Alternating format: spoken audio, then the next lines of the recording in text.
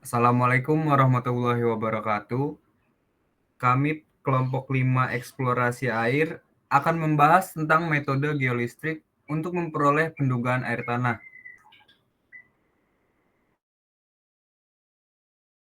Next slide. Adapun anggota kelompok kami yang pertama adalah Aulia Putri Yuliana dengan NIM 123470005, Nusaiba Azahra dengan NIM 123470011, Ramadan Ataya Nugraha dengan NIM 123470013, Emil Rohmaning Tias dengan NIM 123470016, Rizky Akbar Deorharjo dengan NIM 123470024, Ardita Meidianti dengan NIM 123470027, dan Gisela Afifah Rahma dengan NIM 123470035. Selanjutnya ada latar belakang. Kebutuhan akan air bersih semakin meningkat seiring dengan pertumbuhan penduduk dan aktivitas industri yang terus berkembang. Di sisi lain, ketersediaan air bersih sebagai sumber daya alam semakin terbatas.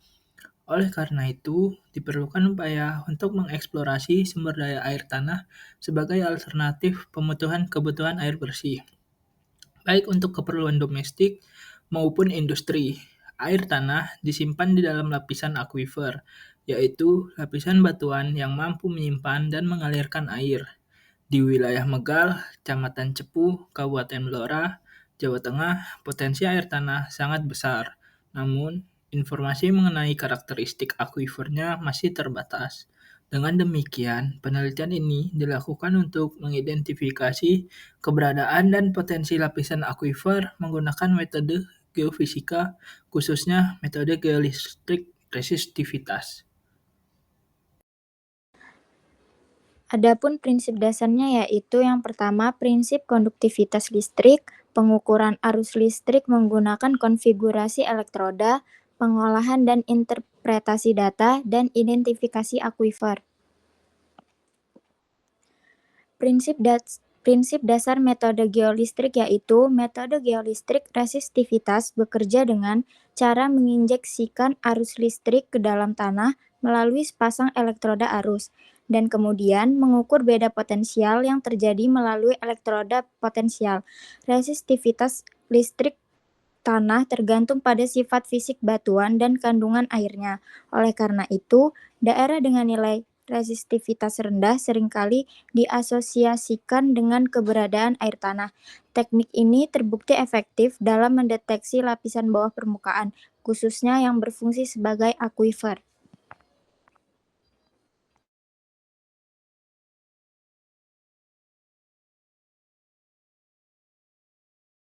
Selanjutnya ada konfigurasi metode geolistrik.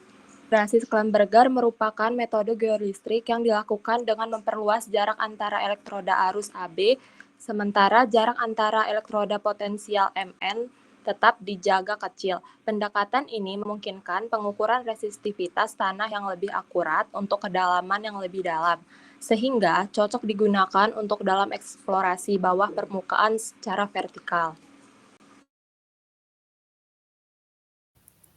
Lalu yang berikutnya adalah konfigurasi Wiener. Konfigurasi Wiener ini adalah metode geolistrik yang menggunakan jarak antar elektroda yang sama, baik untuk elektroda arus maupun elektroda potensial. Konfigurasi ini sangat cocok untuk mendapatkan resolusi lateral yang tinggi, sehingga ideal digunakan dalam pemetaan variasi horizontal struktur bawah permukaan.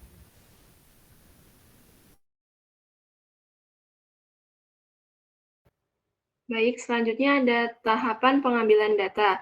Langkah yang dilakukan pada pengambilan data geolistrik dapat dilakukan sebagai berikut. Yang pertama yaitu melakukan survei awal di lokasi penelitian untuk menentukan area yang paling tepat untuk pengambilan data. Yang kedua yaitu menentukan lintasan yang akan menjadi tempat pengambilan data. Yang ketiga, menempatkan elektroda sesuai dengan lokasi yang telah dipilih, sesuai dengan spasi elektroda yang diinginkan. Yang 4, melakukan pengukuran dengan menginjeksikan arus dan membaca beda potensial yang terdapat di titik yang diteliti. Dan yang terakhir, melakukan pencatatan terhadap nilai arus yang diberikan dan beda potensial yang terbaca untuk memperoleh nilai resistivitas yang selanjutnya akan diolah untuk dianalisis lebih lanjut.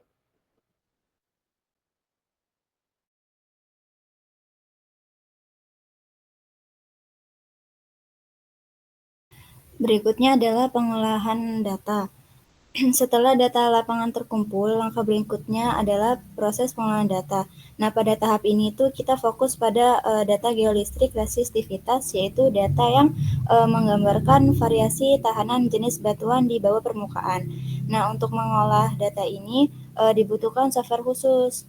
Lalu pemilihan softwarenya tergantung pada jenis metode yang akan kita gunakan, apakah itu metode 1 dimensi atau 2 dimensi. Lalu jika kita menggunakan metode 1 dimensi, maka software yang umum dipakai adalah IPTWin. Namun jika metode yang digunakan adalah 2 dimensi, maka software yang sesuai adalah Restudinvi. Lalu masing-masing software ini memiliki keunggulan tersendiri dalam menampilkan hasil interpretasi geolistrik.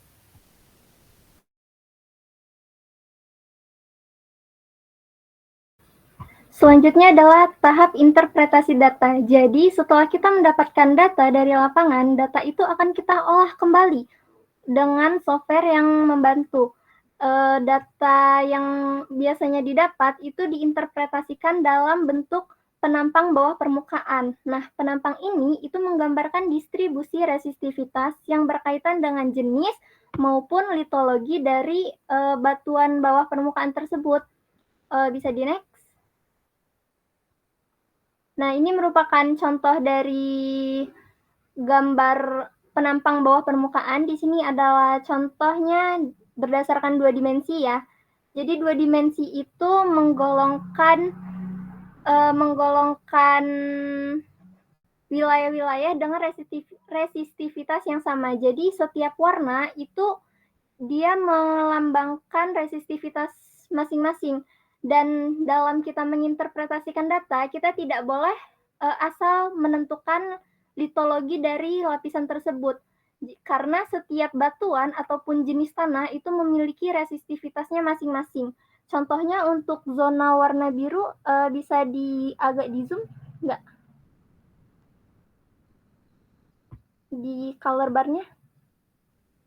Misalnya di zona biru ini paling besar adalah resistivitas sebesar 2,23. Di zoom out lagi. Nah, di resistivitas sebesar 2,23 itu bisa saja materialnya itu bisa saja berupa pasir, lempung, ataupun bahkan air tanah atau groundwater. Mungkin sekian presentasi dari kami.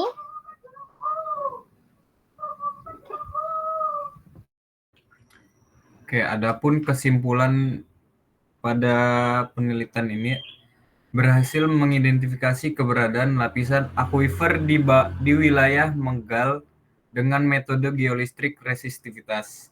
Konfigurasi Wenner efektif untuk mendeteksi pada kedalaman dangkal hingga menengah, namun memiliki keterbatasan dalam eksplorasi vertikal. Sebaliknya, konfigurasi Schlumberger mampu menjangkau kedalaman lebih besar dan menghasilkan data yang lebih detail. Oleh karena itu, konfigurasi Schlumberger direkomendasikan untuk eksplorasi sumber daya air tanah di wilayah ini. Penelitian lebih lanjut diperlukan untuk pemetaan akuifer yang lebih luas serta analisis kualitas dan kapasitas air tanah guna pemanfaatan yang berkelanjutan.